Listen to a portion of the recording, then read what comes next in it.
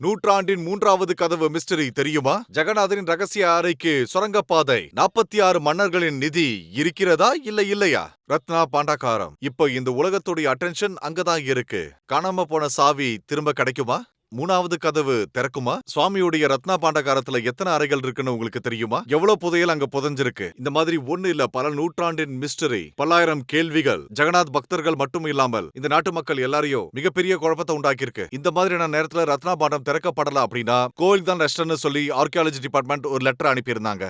ஆனா அந்த 3வது கதவு சாவி பல நூற்றாண்டுக்கு முன்ன காணாம போன காரணத்தினால ரத்னா பாண்டகாரம் எப்படி திறக்கப்படும் அப்படின்னு எல்லாரும் யோசிச்சுக்கிட்டு இருந்த அந்த சமயத்துல இப்போ ஆர்கியாலஜி டிபார்ட்மெண்ட் ஒரு அதிர்ச்சிகரமான விஷயத்த சொல்லிருக்காங்க. அது சுரங்கப்பாதை.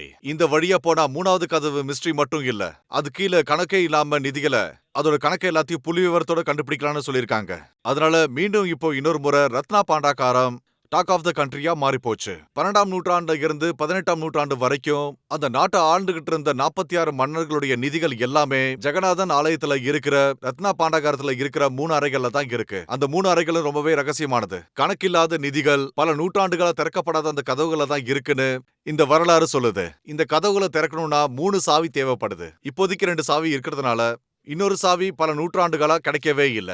அதனால அந்த மிஸ்டீரியஸ் ஆன கதவை கடைசி வரைக்கும் திறக்க முடியாம போயிடுச்சு. இந்த மாதிரியான நேரத்துல ஒரு வரலாற்று ஆசிரியர் பூரி ஜெகநாத் ஆலயத்துடைய சீக்ரெட் ரூமுக்கு சாவி தேவையில்லைன்னு சொல்லி ஷாக் கொடுத்திருக்காரு. அந்த 3வது அறைக்கு போறதுக்கு சுரங்கப்பாதை இருக்குன்னு சொல்லியிருக்காரு. அதே மாதிரி அங்க போறது ஈஸியான விஷயம் கிடையாதுன்னு சொல்லியிருக்காங்க.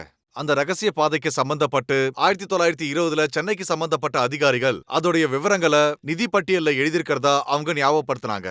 அந்த விவரங்கள் எல்லாத்தையுமே நம்ம சேகரிச்சோம் அப்படின்னா அனந்த பத்மநாப சுவாமி கோயில் நிதிகளை விட அது ரத்னா பாண்டகாரத்துல அதிகமா இருக்குன்னு புள்ளி விவரங்கள் சொல்லுது. உண்மையை சொல்லணும்னா 1926ல பூரி ராஜா கஜபதி ராமச்சந்திர தேவா பிரிட்டிஷ்காரங்களும் சேர்ந்து பூரி ஜெகநாத் கோவில ரத்னா பாண்டகாரத்தை திறக்க வச்சு அங்க இருக்கிற நிதிகளை கணக்கிட்டாங்க. அதுல 15 கிலோ விட அதிகமான எடையுள்ள ஜெகநாத பலபத்ர சுபத்ரா அவங்களோட கிரீடங்களோட 597 விதமான நகைகள் இருக்கிறதா கணக்கிட்டு இருக்காங்க.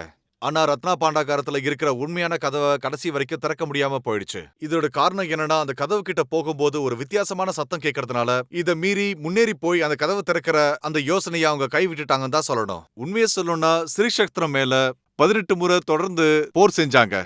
ஆனா ஜெகநாத் ரத்னா பாண்டகாரம் அறைக்குள்ள யாராலையும் உள்ள போக முடியாம போயிடுச்சு. அதனாலதான் பிரிட்டிஷ்காரங்க பூரி ஜெகநாத மிஸ்டீரியஸ் காடா அறிவிச்சாங்க. அது மட்டும் இல்லாம அவங்களுடைய ஆட்சியில ரத்னா பாண்டகாரத்துக்கு தேவையான பாதுகாப்பு ஏற்பாடுகள் எல்லாத்தையுமே அவங்க செஞ்சு கொடுத்தாங்க. 1926ல கணக்கெடுக்கப்பட்டது 2 அறையில இருக்கிற நிதிகள் மட்டும்தான். ஆனா உண்மையான நிதிகள் அந்த 3வது அறையில இருக்குன்னு தான் நம்ம வரலாறு சொல்லுது. எவ்வளவோ நூற்றாண்டா அந்த மிஸ்டரிய உடைச்செடுக்கலான்னு அரசாங்கமும் இயந்திரங்களும் வச்சு எவ்வளவு முயற்சி பண்ணாலும் அதை திறக்கிறதுல அவங்க தோல்வியை மட்டும்தான் அடைஞ்சாங்க. இதுக்கு முக்கியமான காரணம் அந்த 3வது சாவி கிடைக்காம போனதுதான். ஒருவேளை அந்த பூட்டை உடைக்கணும்னு நினைச்சாலும் அது ஈஸியான விஷயம் கிடையாது. ஆர்கியாலஜி டிபார்ட்மெண்ட் சொல்லிட்டாங்கன்னு விஷயம் ஊரெல்லாம் பரவிடுச்சு.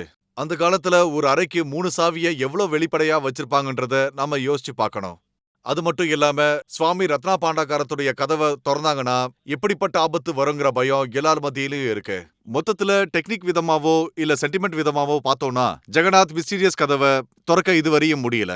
இந்த மாதிரியான நேரத்துல அந்த கதவை திறக்கிறதுக்கான சாவி தேவையில்லை, அந்த இடத்துக்கு போறதுக்கு சுரங்கப்பாதை இருக்குன்னு வரலாற்று ஆசிரியர்கள் சொல்றது ரொம்பவே ஆச்சரியப்படுத்துது. உண்மையிலே ஜெகநாத் ரத்னா பாண்டகாரம் எல்லாம் ரகசியம் மட்டும்தான். உள்ள எத்தனை அறைகள் இருக்கு, எவ்வளவு நிதிகள் இருக்குன்னு இது வெளியில யாருக்கும் தெரியாது. மகாலட்சுமி நிலையமா பக்தர்கள் நினைக்கிற இந்த பாண்டகாரத்துல மிகப்பெரிய 3 அறைகள் இருக்குன்னு ஒரு கணிப்பு மட்டும்தான். விலை உயர்ந்த நிதிகள் அங்க இருக்குன்னு சொன்னாலும் அதை பார்த்தவங்க யாருமே கிடையாது. இந்த பாண்டகாரத்தை 1982ல ஒடிசா அரசாங்கம் திறக்கணும்னு முடிவு பண்ணாங்க. அந்த சமயத்துல பாண்டகாரத்துல 2 அறைகள் மட்டும் திறக்கப்பட்ட அதிகாரிகள் அந்த முக்கியமான 3வது அறையுடைய கதவு கிட்ட போய் உள்ள போக முடியாம திரும்ப வெளியே வந்துட்டாங்க. அந்த அறைக்குள்ள பாம்பு சீற சத்தம் கேட்டுச்சுன்னு சொல்லி இதனால அந்த அதிகாரிகள் உள்ள போக முடியாம, அப்போ இந்த செய்தி ரொம்பவே பரவலா இருந்துச்சு. அந்த அறைக்குள்ள போக முடியாம இருக்கிறதுக்கான முக்கியமான காரணம் என்னன்னு பாத்தீங்கன்னா அதோடைய சாவி கிடைக்காம போனதுனாலதான். அதுக்கு முன்னாடியே சாவி தொலைஞ்சு போனதுனால டூப்ளிகேட் சாவி செய்ய வச்சாங்க. இருந்தாலும் ஆனா அது காணாம போனதுதான் இந்த விஷயத்துக்கு மிகப்பெரிய காரணமா இருந்துச்சு. அதனால தொலைஞ்சு போன சாவியை பத்தி இப்ப கவலைப்பட வேண்டிய அவசியம் இல்ல அப்படின்னு மிஸ்டீரியஸ் அறைக்கு போறதுக்கு சுரங்கப்பாதை இருக்குன்னு வரலாற்று ஆசிரியர் திரு சுரேந்திர மிஸ்ரா சொல்றாரு. அது மட்டும் இல்லாம நாம நினைக்கிற மாதிரி மிஸ்டீரியஸ் அறை ஒண்ணு மட்டும் கிடையாது. அந்த அறைக்கு கீழே கணக்கிட முடியாத பல அறைகள் இருக்கு அப்படின்னு 1926ல சென்னை அதிகாரிகள் இருக்கிறதா சொல்லிருக்காங்க. அந்த சமயத்துல அண்டர் கிரவுண்ட்ல இருக்கிற அறைகளுக்கு போக முடியாம, அது மட்டும் இல்லாம வித்தியாசமான சத்தங்கள் கேட்கறதுனால அந்த நிதி பட்டியல குறிப்பிட்டிருக்காங்கன்னு தெளிவா சொல்லியிருக்காங்க. வரலாற்று ஆசிரியர் திரு சுரேந்திர மிஸ்ரா அவர் சொன்ன விஷயங்களை ஒரு வரியில சொல்லும் அப்படின்னா, இதுவரைக்கும் பூரி ரத்னா பாண்டாகாரம் மேல எல்லாரும் வச்சிருந்த கணக்கு தப்பு.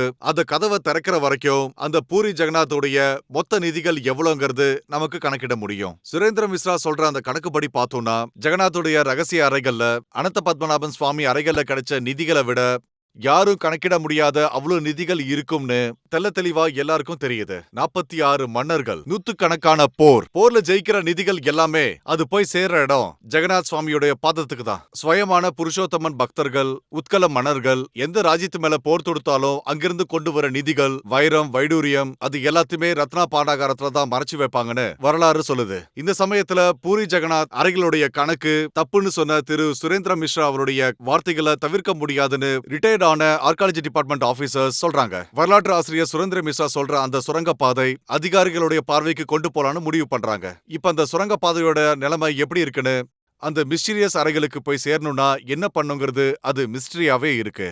ஆனா வரலாற்று ஆசிரியர் சுரேந்திரா சொல்ற மாதிரி 1926ல சென்னை அதிகாரிகள் இன்னொரு முறை பரிசோதிச்சாங்கன்னா சுரங்கப்பாதையோட நிலைமை என்னன்னு நமக்கு தெரிய வரும். சோ அதுபடி ஒடிசாவுடைய அரசாங்கம் நடவடிக்கை எடுக்குமா அப்படின்னா அது ஒரு கேள்விக்குறியாவே இருக்கு. எவ்வளவு நூற்றாண்டு ஆனாலும் சரி அந்த மிஸ்டரி வெளியே தெரியறதுக்கான வாய்ப்புகள் அதிகமா இருக்குன்னு நாடு முழுக்க எதிர்பார்க்குது.